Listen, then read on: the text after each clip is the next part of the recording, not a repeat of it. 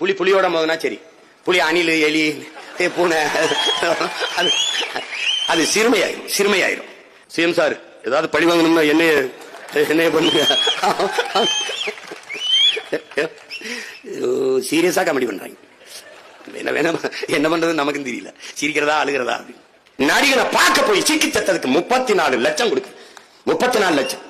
ஒரு இழிவிலிருந்து விளைநிலத்தில வேளாண்மை நிலத்தில உழைத்துக் கொண்டிருந்த நம்ம அக்காவும் தந்தையும் செத்து போன 5 பேரை ஏறிட்டு பார்க்க ஒரு நாள் இல்ல. இந்த நாய்ப்பய நாட்டுல செத்து நெத்தியில ஒத்தரவா போட்டு வைக்க ஒரு வயதர வரல.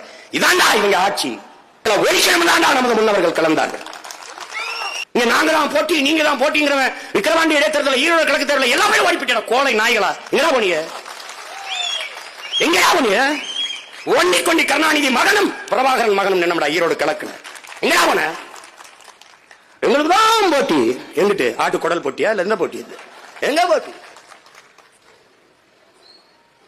நின்னு விளையாடுவோம். 100 மீட்டர் ஓட்டப்பந்தயக்காரன்ல 5000 மீட்டர் நின்னு நிதானமா ஓடி வெற்றி கோட்டை தொடுவேன். எவனும் குறுக்க வரப்போறது இல்ல. ஓடிட்டே இருப்போம். நாங்கள் சலிக்காதவர்கள். காரணம் எங்கள் முன்னவர்களின் மரபணு. விழுவோம் விதையாய், எழுவோம் விடுதலையாய். இது எங்கள் பரம்பரை முழக்கம். அப்படிதான் வந்திருக்கோம்.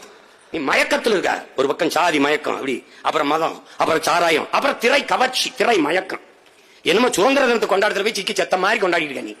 நீ சாக வேண்டிய ஆள் தான். ஆனா இது பரிதாபமா இருக்கு. அதான் பிரச்சனை. அது இதே மாஸ் அப்படிங்கிறான்.